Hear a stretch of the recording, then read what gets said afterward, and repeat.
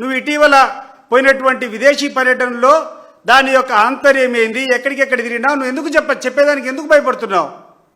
It has to come in the public domain because you are the chief minister of the state and your son is the very prominent minister in this cabinet. మీరు చేసేటువంటి ప్రతి ఒక్క అడుగు, ప్రతి ఒక్క రోజు మీరు ఏం చేశారో కనీసం చెప్పాలి. వ్యక్తిగతంగా ఏదైనా చేసుకున్నామంటే అది మీరు ఏదైనా ఎడిట్ చేసుకోవచ్చు, కానీ ముఖ్యంగా మీరు ఎక్కడికి పోయినారు, ఏ ప్రాంతంలో ఉన్నారు, ఇది కూడా మీరు చెప్పకుండా పోతున్నారంటే this raises lot of suspicion in the people's mind. దీన్ని మీరు క్లారిఫై చేసుకోవాలా? ఎందుకు క్లారిఫై చేయడం లేదు? ఎక్కడ చూసినా కూడా అభియోగాలు ఉన్నాయి. మీరు విదేశాలకు పోయి ఇక్కడ తీసుకునేటువంటి, ఇక్కడ లూటీ చేసేటువంటి డబ్బులంతా కూడా కూర్చొని పెట్టుబడులు పెట్టేదానికి పోయినారని చెప్పి ఇక్కడ చూసినా కూడా పుకార్లు ఉన్నాయి. మరి అవి ఎంతవరకు సమంజసమో మీరు క్లారిఫై చేయాలా? ఏ ఊర్లకు పోయినారు, ఎక్కడెక్కడ ఉన్నారు? మరి మీరు సంక్రాంతికి మీ ఊర్లో పోయేది మీ పర్సనల్ కార్యక్రమం బహిర్గతం చేసేటప్పుడు మీరు వేరే ఇతర దేశాలకు పోయినప్పుడు ఎందుకు బహిర్గతం చేయడం లేదు? ఏ ప్రదేశంలో తిరిగినారో ఎందుకు మీరు చెప్పడం లేదు? రకరకాలమైనటువంటి అవినీతి, ఈ అవినీతి చేసేదానికి కొలబద్దే లేకుండా పోయింది. 100 కోట్లు 1000 కోట్లు పోయి లక్షల కోట్లలోకి ఈరోజు ఈ అవినీతి పోయింది. ఇటీవల సరే వైఎస్ఆర్ కాంగ్రెస్ పార్టీ మీకు వ్యతిరేకమైనటువంటి పార్టీ, మేము మాట్లాడితే తప్పు లేకుండా అంటే మాకు ఒక వెస్టెడ్ ఇంట్రెస్ట్ ఉంటుందో, లేకుంటే మేము ఒక పార్టీ కోసము మా భుజాన్ని వేసుకొని మాట్లాడేటువంటి వాదం ఉంటుందని చెప్పి ఎవరైనా అనుకోవచ్చు. నేను అడుగుతున్నాను లోకేష్ గారు, ఇటీవల కాలంలో మీకు సంబంధించినటువంటి పేపర్లలో మీకు అనుకూలంగా ఉన్నటువంటి సోషల్ మీడియా ప్లాట్ఫామ్స్, యూట్యూబ్ ఛానల్స్లో రకరకాల అభియోగాలు వచ్చాయి.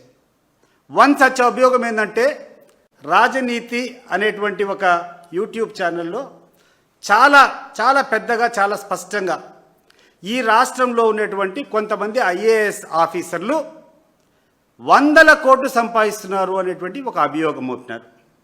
దానికి సంబంధించి ఆయన ఒక కోట్ చేసింది ఏంటంటే, ఒక సీనియర్ జర్నలిస్ట్ వాసిరెడ్డి శ్రీనివాస్ అనుకుంటా, వాసిరెడ్డి శ్రీనివాస్ అనేటువంటి ఒక సీనియర్ జర్నలిస్ట్ ఆయన మాట్లాడుతూ కొంతమంది ఐఏఎస్ ఆఫీసర్లు 300 నుంచి 500 కోట్ల వరకు గడిచిన ఈ 19 నెలల కాలంలో సంపాదించుకున్నారనేది ఆ శ్రీనివాస్ గారి అభియోగం అని చెప్పి రాజనీతి ఛానల్లో వచ్చింది. మరి నీ పేషీలో ఉన్నటువంటి ఐఏఎస్ ఆఫీసర్లు ఒక్కొక్కరు 100 కోట్లు, 300 నుంచి 500 కోట్లు అంటే అది కూడా తక్కువే అని మిగతా జర్నలిస్టులు సెక్రటరియట్లో అనుకుంటున్నారంట. వీళ్ళు రాసింది 300 కోట్లు 500 కోట్లు చాలా తక్కువ, ఇంతకు మించి ఈ యొక్క ఐఏఎస్ ఆఫీసర్లు సంపాదించినారు అని చెప్పి సెక్రటరియట్లో ఉన్నటువంటి మిగిలినటువంటి విలేకరులు అనుకుంటున్నారనేటువంటిది రాజనీతి అనేటువంటి యూట్యూబ్లో మీకు అనుకూలంగా ఉన్నటువంటి యూట్యూబ్ ఛానల్లో వచ్చినటువంటి వార్త. దానికి సంబంధించి నీ వివరణ ఏంది సార్?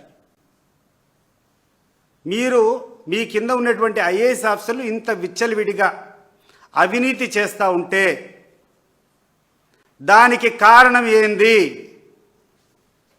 మీలో నిజాయితీ ఉంటే ఎవడైనా తప్పు చేసేదానికి అవకాశం ఉంటుందా?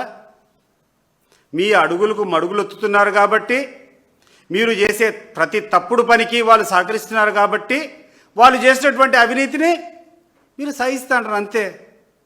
దాంట్లో ఏముంది, కొత్తగా ఏముంది దాంట్లో? ఒక ఐఏఎస్ ఆఫీసరే 300 నుంచి 500 కోట్ల రూపాయలు సంపాదించాడంటే ముఖ్యమంత్రిగా, ఆ తర్వాత ముఖ్యమంత్రి కొడుకుగా మీరు ఎన్ని వేల కోట్లు ఈ రాష్ట్ర ప్రజల సొమ్ము మీరు దోచుకున్నారో ఒకసారి చెప్పాలి. ఇది చాలా సీరియస్ మ్యాటర్. ఇటీవల కాలంలో చంద్రబాబు నాయుడు గారు కూర్చొని కలెక్టర్ల సమావేశంలో లేకుంటే పార్టీ సమావేశాల్లో ఎక్కడ మాట్లాడినా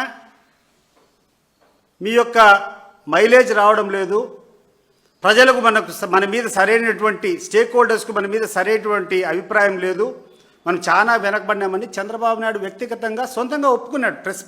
పత్రికా ముఖంగా వచ్చింది ఇది. అన్ని పత్రికల్లో మీకు అనుకూలమైనటువంటి పత్రికల్లోనే వచ్చిన ఈ కథనాలన్నీ. ఆఫీసర్ల యొక్క పనితీరు బాగాలేదని వచ్చింది, ఎమ్మెల్యేల యొక్క పనితీరు బాగాలేదని వచ్చింది, తెలుగుదేశం పార్టీ నాయకుల పనితీరు బాగాలేదని చెప్పి వచ్చింది. ఎందుకు వచ్చింది చంద్రబాబు నాయుడు గారు? ఎందుకు వచ్చింది లోకేష్ గారు?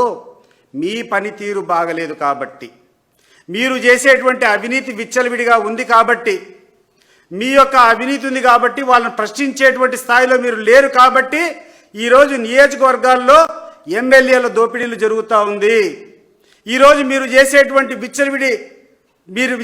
విచ్చలవిడి అవినీతికి సహకరిస్తున్నారు కాబట్టి ఈ యొక్క ప్రభుత్వ అధికారుల అవినీతి పెరిగిపోతూ ఉంది. ఇది గుర్తుపెట్టుకోమని చెప్పి మీకు తెలియజేస్తాండ. ఇప్పటికైనా ఆలస్యం కాలేదు. 2 సంవత్సరాలు దగ్గర అయిపోతుంది, ఇంకా 3 సంవత్సరాలు ఉంది. ఈ 3 సంవత్సరాలైనా దయచేసి బయటికి రండి. దోచుకునే డబ్బులు ఎక్కడ తినలేవు. నేను చెప్తున్నాను, లోకేష్ గారు, చంద్రబాబు నాయుడు గారు, మీరు ఒకసారి ఆలోచన చేయండి. కడుపు నిండా తినేదానికి ఇంత అన్నం చాలు, ఇన్ని లక్షల కోట్లు అవసరం లేదు. మీ యొక్క ధన ఆకాంక్షకు మీరు ప్రభుత్వానికి సంబంధించినటువంటి ప్రతి ఒక్కటి ఏ కార్యక్రమం కావాలన్నా దానికి ఒక ముసుగు ఏంటంటే ఇది ఒక డెవలప్మెంట్. ఏం డెవలప్మెంట్ అండి? మీరు ఇచ్చేటువంటి ఇన్సెంటివ్స్ ఏంది? మీరు ఇచ్చేటువంటి లంచాలేంది? మీరు తీసుకునేటువంటి లంచాలేంది? అసలు లూలు మాల్ ఎవరండి? లూలు మాల్కి ఏంది అన్ని వేల కోట్ల, దాదాపు నాకు తెలిసేది 1000 నుంచి 2000 కోట్ల విలువైనటువంటి స్థలం ఒక మాల్, ఒక ప్రైవేట్ వ్యక్తి కట్టగట్టేదానికి ఎవడిచ్చాడు మీకు అధికారం? ఏం డెవలప్మెంట్ సాధిస్తారు దానివల్ల? లూలు మాల్ అనేటువంటి ఒక ప్రైవేట్ సంస్థ వాళ్ళ యొక్క షాపింగ్లు పెట్టుకునేదానికి ఈ ప్రభుత్వానికి వచ్చేటువంటి మేలు ఏంది నేను అడుగుతాండా. రహేజా వాళ్లకు, లేకుంటే సత్వా వాళ్లకు, ప్రభుత్వ స్థంభులు, దాంట్లో రియల్ ఎస్టేట్ వ్యాపారం చేసుకునే వాళ్లకు భూములు 50 లక్షలకో ₹1 కోటి ఇచ్చేటువంటి హక్కు నీకు ఎవడిచ్చాడు అని చెప్పి నేను అడుగుతున్నా. టెండర్ బిలు, ప్రభుత్వానికి డబ్బులు కావాలా, లేకుంటే ప్రభుత్వ ఖజానాలో డబ్బులు లేవు, టెండర్ పిలిచి పారదర్శకంగా ఎవడు ఎక్కువ వస్తే హైయెస్ట్ బిడ్డర్ ఉంటే వాళ్ళకి ఇవ్వు. అట్లా చేయకుండా నీ ఇష్టానుసారం ఇచ్చి మళ్ళీ నేను ఎవరైనా ప్రశ్నిస్తే నా ఇష్టం నేనిస్తా. ఎవడు నువ్వు? ఏ హక్కు నీది? తప్పకుండా మీరు చేసేటువంటి అవినీతిని ఎండగడతానే ఉంటాం.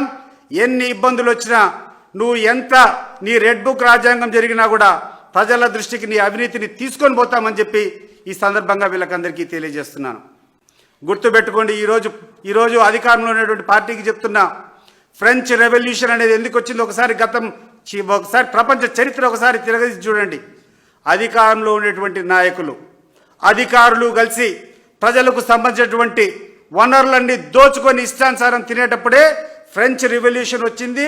ఆ రోజు మొత్తం ఈ యొక్క నోబెల్స్కు అక్కడ ఉన్నటువంటి పరిపాలన అందరికీ రోడ్ల మీద ఊరేగించుకుంటూ వాళ్ళను కొట్టి తరిమినటువంటి సందర్భాన్ని ఒకసారి మీకు గుర్తు చేస్తున్నా. మీకు కూడా ఈ దుస్థితి రాకూడదని చెప్పి ఈ సందర్భంగా కోరుకుంటున్నాను. ఇప్పుడైనా మేలుకో. నువ్వు దావోస్కు పోయేది అదొక వేస్ట్ ప్రోగ్రాం. ప్రపంచంలో ఈరోజు నీకు ఇండస్ట్రీలు కావాలంటే ఇక్కడనే అనేక మంది ఉన్నారు, ఉత్సాహం ఉన్నటువంటి ఇండస్ట్రియలిస్టులు. వాళ్ళని పిలిచి వాళ్ళని ఎంకరేజ్ చేయి. ఓ పక్క నరేంద్ర మోడీ గారు చెప్తాండారు మేడ్ ఇన్ ఇండియా కావాలని. ఇండియన్స్ను ఎంకరేజ్ చేయబ్బా. ఈ రాష్ట్రంలో ఉన్నటువంటి ప్రజల్ని ఎంకరేజ్ చేయి, ఇక్కడటువంటి ఇండస్ట్రీస్ని ఎంకరేజ్ చేయి. వీళ్ళని ఎంకరేజ్ చేయకుండా నువ్వు పోయి డావోస్ నుంచి తీసుకొని పోయి ఎవడో వస్తా అంట. ఏం తెల్లతోలు పెట్టుకొని వచ్చేవాడు ఒక్కడే అర్హత ఉందా? నాకు అర్థం కావడంలా. ఇక్కడంటే వాళ్ళకి లేదా? ప్రపంచంలో అత్యున్నతమైనటువంటి ఇండస్ట్రియలిస్ట్గా మనకున్నటువంటి ఇక్కడటువంటి వాళ్ళని తీర్చిదిద్దేది మీ బాధ్యత. అది కాకుండా లోపాయికారంగా అక్కడికి పోయి మీ బ్లాక్ మనీ అంతా దాచుకునేదానికి స్విట్జర్లాండ్కి పోయి దానికి కూర్చొని దావోస్ పోతున్నాము, పెట్టుబడులు తెస్తున్నాం. ప్రతి సంవత్సరం చూసేటువంటి పన్నాగమే. అనేక పత్రికల్లో, కమ్యూనిస్ట్ పత్రికల్లో కూడా వచ్చింది. నువ్వు దావోస్ పోయి తెచ్చింది ఏంటంటే శూన్యం. కేసీఆర్ని పోయి అడిగితే చెప్తాడు నీ యొక్క దావోస్ యొక్క పర్యటన గురించి. కేసీఆర్ గారిని కూర్చొని అడిగితే క్లియర్గా చెప్తాడు. కాబట్టి ఈ రాష్ట్ర ప్రభుత్వానికి, ఈ రాష్ట్ర ప్రభుత్వంలో అధికారులైనటువంటి పెద్దలకు దయచేసి ప్రజాహితమైనటువంటి కార్యక్రమాలు చేయండి.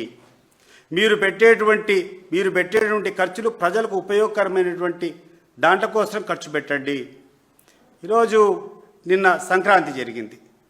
సంక్రాంతి జరిగితే కొంతమంది కూర్చొని ఇది మా కులం పండగ అంటారు. నాకు అర్థం కావడంలే. ఇది పంటలు పండుతానే వచ్చేటువంటి మంచి పండగ, రాష్ట్రంలో ఉన్నటువంటి రైతులందరూ చేసుకునేటువంటి పండగ. దాన్ని కూర్చొని ఇది కోడి పందాల పండగ గానో, లేదంటే కోడి పందాలకు అరీనాలో గానో ఎక్కడ చూసినా విచ్చలవిడిగా. ఇంతకుముందు ఎక్కడో కోస్తాలో ఉండింది, ఈరోజు రాయలసీమలో, మా పులివెందుల్లో ఎక్కడ చూసినా కోడి పందాలు. పైకి కోడి పందాలు ఆడపోయి ఆ లీడర్ కూర్చొని కోడి పందాలు ఆడిస్తారు. కోడి పందాలు ఆడిచ్చే వాని దగ్గర నుంచి రౌడీ మామూలు వాడొక 10 లక్షల రూపాయలు స్థానికంగా ఉన్నటువంటి లీడర్కు అప్పచెప్పాల. ఆ తర్వాత అక్కడ ఉన్నటువంటి పోలీసు వాళ్ళకు కొన్ని లక్షల రూపాయలు ఉడుపులు అందజేయాల. దీంట్లో విచిత్రమైనది ఏంటంటే ఇటీవల మా జిల్లాలో జరిగినటువంటి కార్యక్రమాల్లో నాకు వచ్చినటువంటి నివేదిక ఏంటంటే ఒక్కొక్క ఐటెం ఆ గుండ్లాట ఆడేవాడు 10 లక్షలు కప్పం కట్టాలా, దాంట్లో ఒక భాగం పొలిటీషియన్కు పోవాలా, ఒక భాగం ఆ స్థానికంగా ఉన్నటువంటి పోలీసులకు పోవాలా. తర్వాత లోపల బయట మంగత్తాయి ఆడేవాడు వాడు ఇంత, వాడి టెరిటరీ కొనుక్కుంటాడు, వాడు ఆడిచ్చేదానికి వాడికి ఇంత, లోకల్ లీడర్కి ఇంత, తర్వాత పోలీసులకి ఇంత. ఏందయ్యా నాకు అర్థం కాడలే. సంక్రాంతి సంబరాలంటే ప్రజలు ఆనందంగా ఉండాలా, ప్రజలకు ఈరోజు ఏమైనా చేయాలా? మీరు ఇంతకుముందు కూర్చొని సంక్రాంతి వస్తే అందరికీ మేలు చేయాలని చెప్పి ఏదో సంక్రాంతి కానుకలు అని చెప్పి ఏదో ఇచ్చేవాళ్ళు. ఈసారి అది కూడా లేదు. సంక్రాంతి కానుకలు ఇవ్వకుండా ఈరోజు ప్రజల జోబిలో ఉన్నటువంటి డబ్బులంతా జూదం కోసం పోయేటువంటి పరిస్థితి దాపరిచ్చినాయి. ఈరోజు ఎటువంటి సంబరాలు లేవు. ఆఖరికి కనీసం నేను ఎక్స్పెక్ట్ చేసింది ఏంటంటే సంక్రాంతి సందర్భంగా కనీసం ఇతను ఏదో ఉచితంగా గ్యాస్ ఇస్తాడన్నాడు కదా, ఆ గ్యాస్ అన్నా ఇంకొక సిలిండర్ ఏమన్నా కాలబెడతాడేమో అనుకున్నాం. ఒక గ్యాస్ కూడా ఇవ్వలే. నువ్వు కూర్చొని దావోసు పోతాడో, నువ్వు ఇంక కూర్చొని ఏదేదో చేస్తాడో, వ్యక్తిగతంగా బాలీనో ఎక్కడో మరి తెలియదు, మరి ఎక్కడికి పోయినావో.